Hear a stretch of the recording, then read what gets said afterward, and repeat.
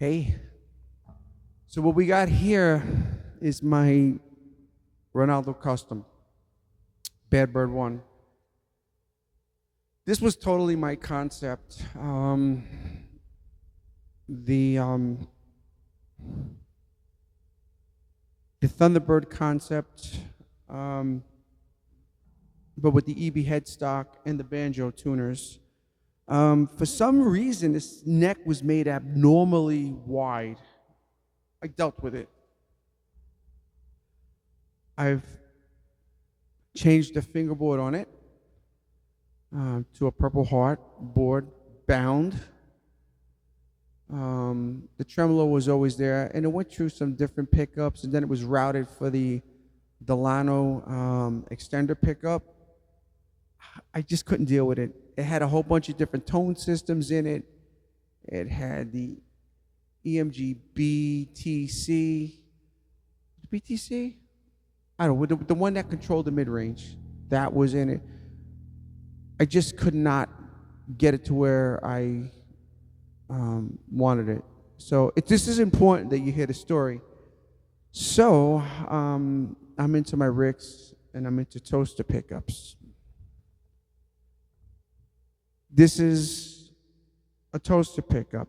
So let's get into something else here. This was converted over to a 5-string fretless. There was way more than enough of real estate. And for me, it's comfortable because it's a narrow spacing, and I'm used to playing Gibson basses, you know, with the 17 millimeter string spacings.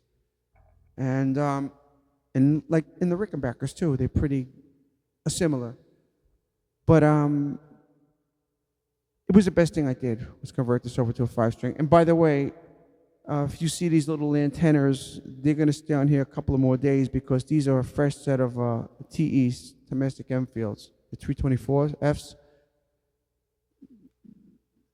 They're the best, besides the Jonas Hellborg flats, but I can't fit them on here with the 5-string. The B-string just will not work through the banjo tuners, but these are the next level. It really made a difference converting it to a 5-string because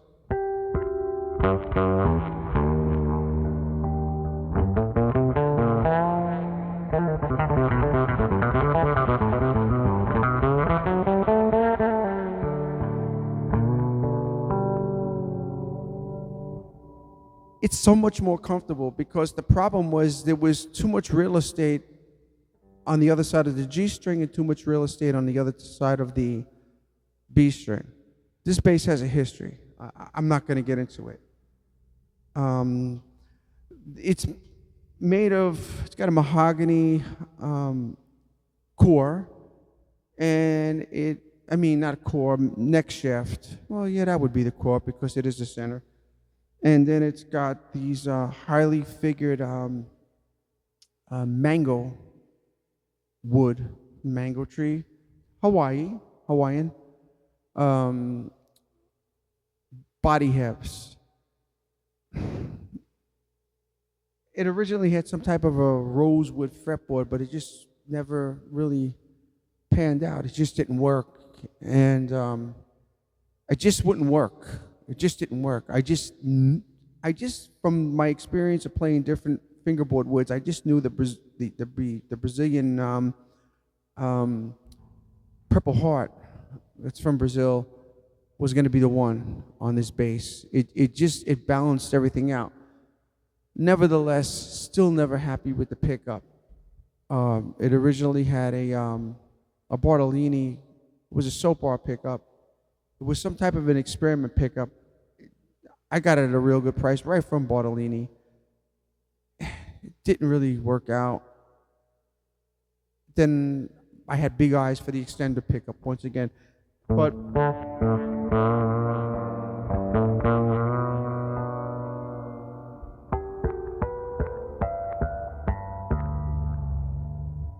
long story short, I got involved with Gemini Pickups, Bob Banta, and on a whim, because I love the toaster pickups that he made me from my 4005, the spin-off, fretless. And I'm enamored with toaster pickups, by the way. I just love them. This is a single coil pickup. You hear any noise? You may hear the fan going in the background because it's kind of hot today. There's no noise. Well, and you say, well, how would the toaster pickup work on 5-string? It's an odd spacing.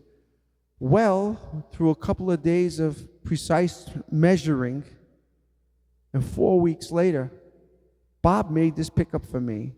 It has 5 pole pieces underneath here, perfectly spaced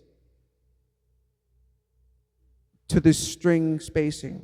They're perfectly spaced. I think that's the most perfectly spaced thing on this bass. I say that because I have the right to say that. He got it right. 4 weeks later, I had this pickup. I made the base of the pickup. I had a piece of Granadillo. I traced out the Delano extender pickup, and basically what I did was I went over to my friend's shop, Tony in Garfield. Mad Hatter Furniture Refinishes. Yeah, that's the name of him. And we cut out this oval. He left it just a little bigger, so I had to do some handwork, and then I did the necessary modifications to make this work. I sent the pictures over to Bob Banta. He was like, whoa. I'm like, yeah, that's the only way I was going to do it. So between this, that, and the other, it all worked out for me. It just seriously, it all worked out. It just has a tone control. I put in a couple of, I ran them in series, 0.015 paper and oil capacitors, Russian capacitors. They're green. You get them on Amazon. They really work well. And they just give me the honk that I want. And then I had the Dogal round wounds on here. And they were okay, but they were kind of not jiving with the Purple Heart fingerboard. This fingerboard is always moving. So there's like, like you kind of get stuck in the groove, like, that's what would go on with the string sometimes. But my alternative always is the T's. And just listen to the way this sounds.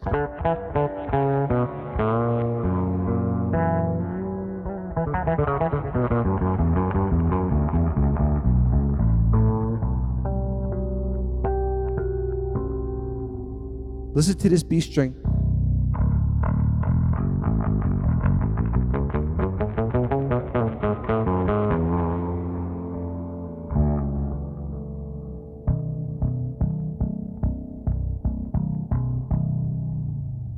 Even the harmonics on the beat. Listen how balanced it is. It's just so balanced. You know, it's a...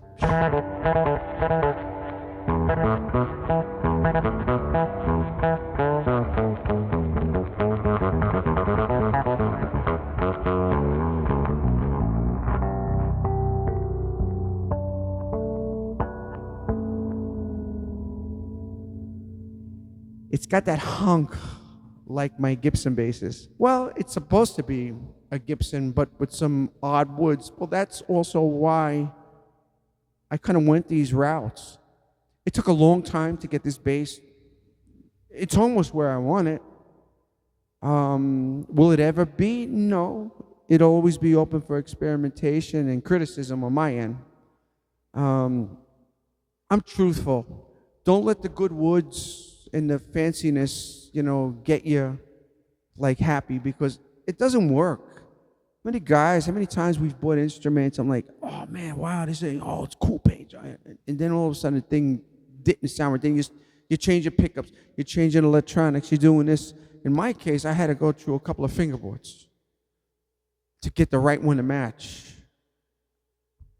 This was actually originally my choice, but it never came into fruition. Long story. But anyway, it's got a bone nut. It's got red side marker dots. And the bass now is in a way, way, way better place. Now, I hope I'm not boring you with all this nonsense, but it's, you know, I'm really into my sound. I'm into this bass. The bass has to respond to me. And I'll tell you what, I did a lot of the CE recordings on this bass, but I really wish I had this pickup in it. I really, really, really wish I had this pickup in it, but it was a Friday night, and I just had the whim, and I messaged out to Bob, and he said, I could do it, but we need the measurements. We got the right measurements, and when he said that, he goes, I can do it. And he did it. And he really did it. He really got it. He really got this thing to do what I wanted it to do. Also, the way what's cool about this, when you set your pickups up, okay, you should press down on any string, or the one closest to you, and you should set the angle of the pickup parallel to the string at the depressed position. So you get the total of the pickup. You get the whole, especially on a humbucking pickup, so you can get everything evenly. It eliminates phasing. That's just the way it should be. So the idea behind the Delano was it had 3-point, kind of like a Gibson 3-point bridge. No, we don't want those. But sometimes we do like them. So I have that flexibility to do this without putting extra foam or extra springs on one side of the pickup to tilt it back, because that puts stress on the pickup. That kind of twists things. It kind of twists the coil. I mean, you may not think all of this happens, but, you know, coming from a mechanic's mind, me, because I am a mechanic, I find this. Oh, and if you're wondering why I got these antennas, they'll be cut off.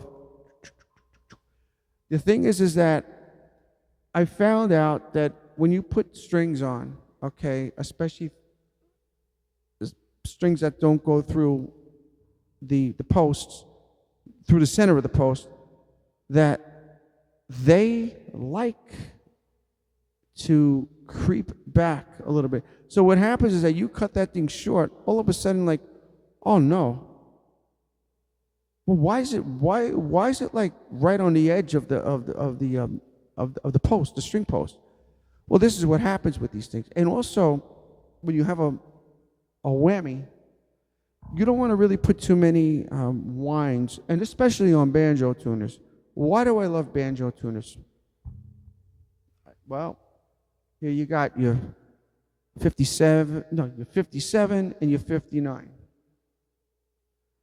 from the factory, the EBO and the EB, the violin bass, EB1 later. That made no sense, right? But anyway,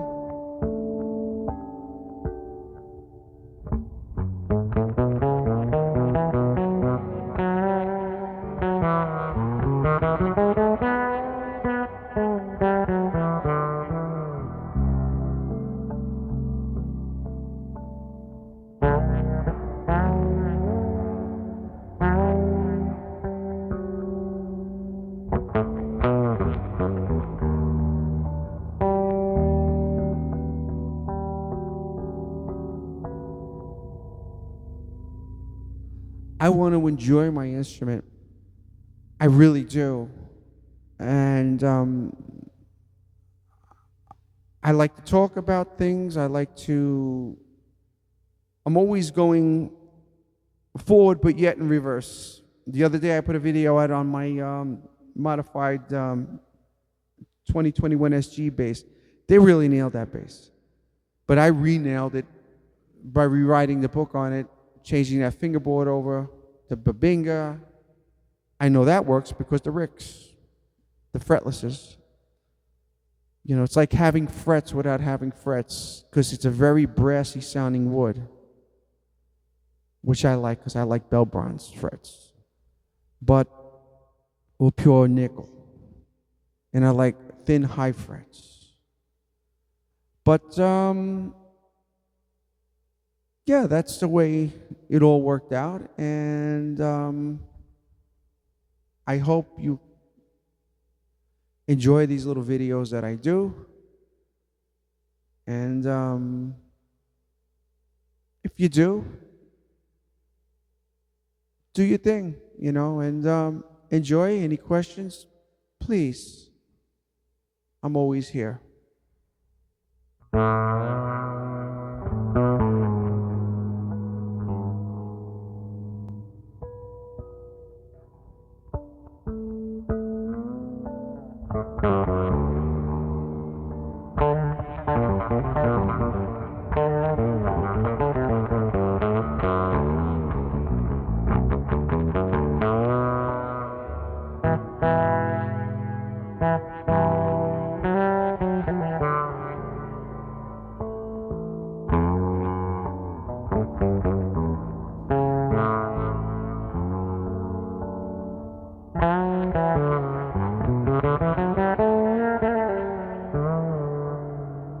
Oh, yeah.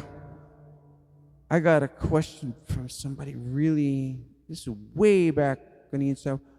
Why a whammy bar on a fretless bass? Well, why not? I use the vibrato of my hand.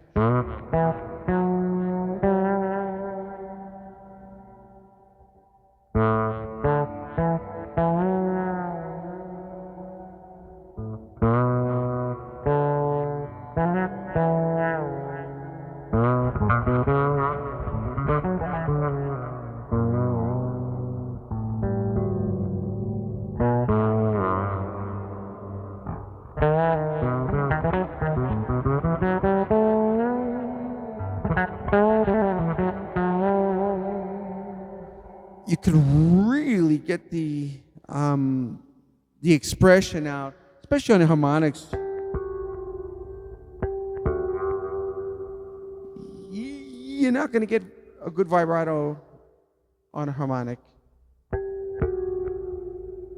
unless you got the vibrato, unless you got the tremolo, the whammy, whatever you want to call it.